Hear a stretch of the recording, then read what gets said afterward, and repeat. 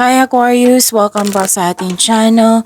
At ito ang inyong daily gabay tayo reading for April 24, 2025. Kung naka-resonate kayo, comment down. Kung hindi kayo naka-resonate, ibigay niyo po sa iba kasi general reading po ito. This is for you Aquarius ngayong April 24, 2025.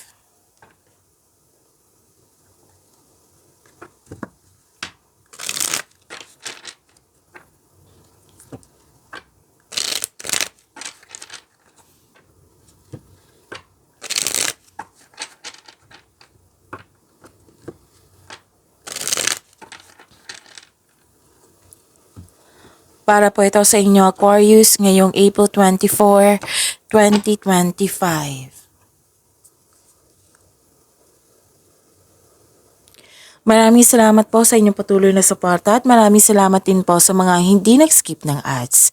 Gamitin ang reading na ito bilang gabay lamang sa mga hindi pa nag-subscribe. Subscribe na po kayo at click bell notification para malaman nyo na may bago tayong video.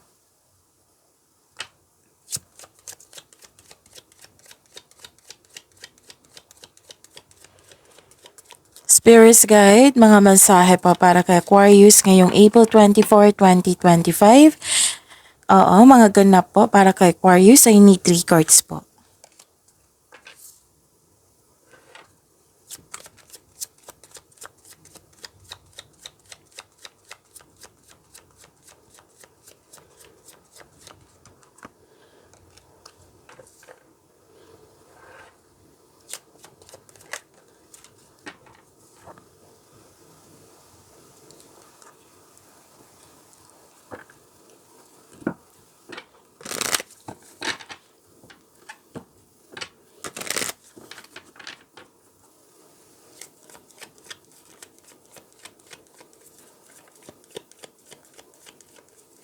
Spirits Guide, mga mensahe po para kay Aquarius ngayong April 24, 2025. I need 2 cards po.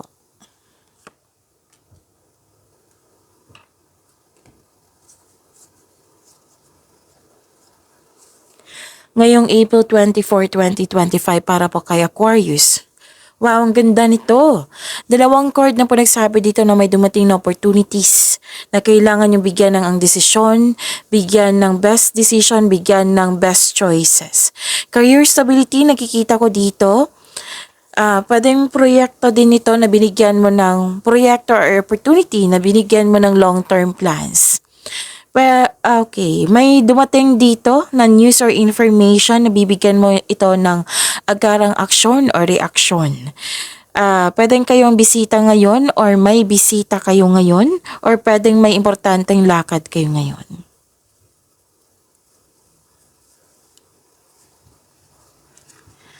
Ang ganda kasi uncovering treasure beneath the surface lies great bounty. At ito, transformation. So this is new beginning. A fresh new way of living emerge. Diba? Ang ganda.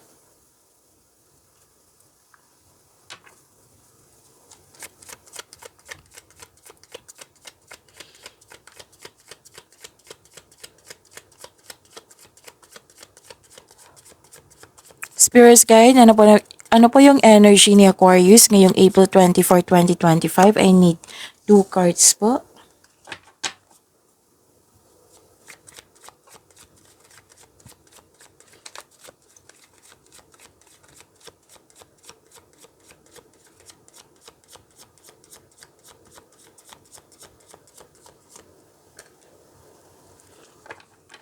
Kung may narinig kayo or may nakita kayong repeating message, like for example, nanood kayo ngayon ng April 23 at April 24, tapos may napansin kayong repeating message, yan po yung ibig sabihin na pinupush ng cards nyo na kailangan yung bigyan ng atensyon, solusyon at aksyon kung maaari po. So ano yung energy ni Aquarius?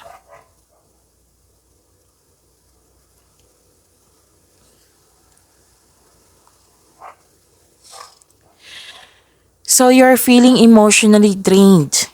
Pwedeng sobra sa trabaho to, kaya na-drained yung energy nyo. Pwedeng may hindi pagkakaunawaan sa isang tao, hindi magandang turing niya sa iyo. Oo, kaya na-drain yung energy mo, napahinaan ka ng loob. Pero din na partying too much to or sobra sa alak. Tapos, mag-ingat lang sa mga kumitad dito. Pwedeng concern to sa'yo or concern mo sa isang tao kasi may nakita ko dito nakipag-inuman, nakipag-flirt, magkakaroon ng affair. Sabi po ng card dito na piliin ang inner peace.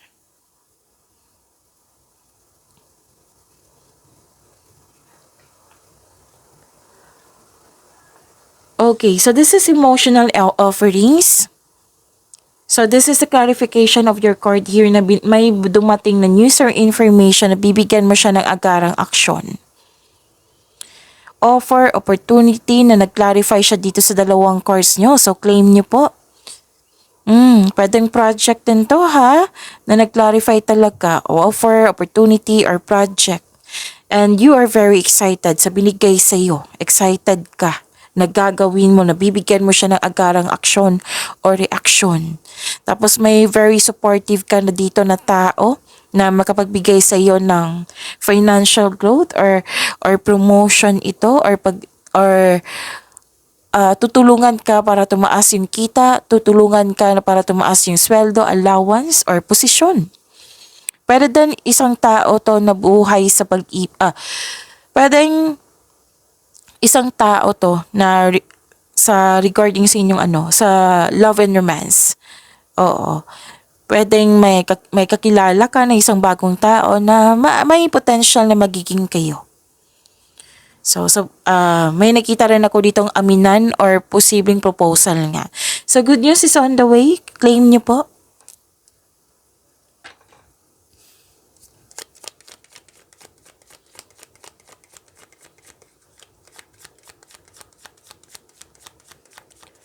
Spirits Guide, Kuya Ryan Money ni Aquarius ngayong April 24, 2025.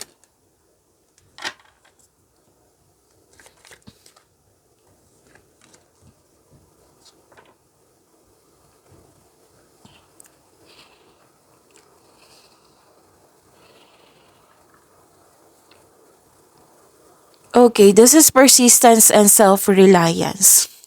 Nagkaroon ng struggle sa trabaho or negosyo, pero please know, this is only temporary, basta wag lang kayong sumuko. Oras na para gawin ang huling hakbang tungo sa pagtatapos ng isang proyekto, trabaho, pagtatapos ng pangmatagalang pagsusumikap. May concern lang kayo sa mataas ng ego.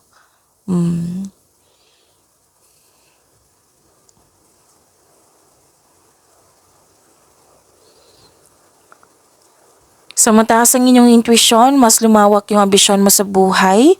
Time for reflection, nakikita ko rin dito. Okay. Pay attention lalo na sa mga may signing of contract dito. Alamin nyo ng mabuti yung nilalaman ng kontrata. Kasi may nakita kong hidden charges or makadiscover ka ng deal na naging too good to be true. Malalaman mo to kasi mataas ang iyong intuition. Okay?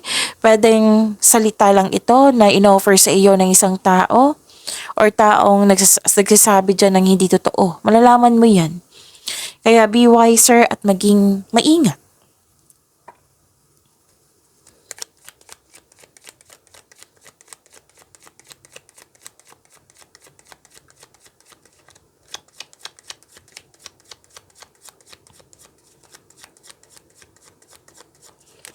Spirits Guide, Love Life, Self-Love, Partnership, and Romance ni Aquarius ngayong April 24, 2025.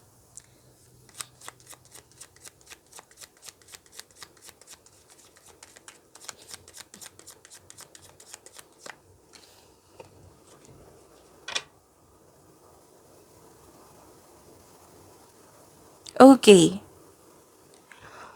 So this is releasing and letting go of grudges. This is good. This is freedom. This is also recovery kasi releasing to eh. Actually, may gustong bumalik sa nakaraan. Pwedeng kayo ito or yung taong sinaktan ka before. It might be this is your past person. Pero mag-ingat kayo ha kasi may sinabi ng card dito na may isang tao na may gusto siyang kunin sa iyo. Yung taong may tao dito na may gustong kunin sa iyo. Kaya mag-ingat sa taong ito. So, okay. So, may pagpatawad na mangyayari. Pwedeng pwedeng nagkaroon ng forgiveness kahit hindi mo siya kausap. Ginawa mo ito para magkaroon ka ng peace of mind. Tama nga naman. So, this card advise you to accept and forgive yourself.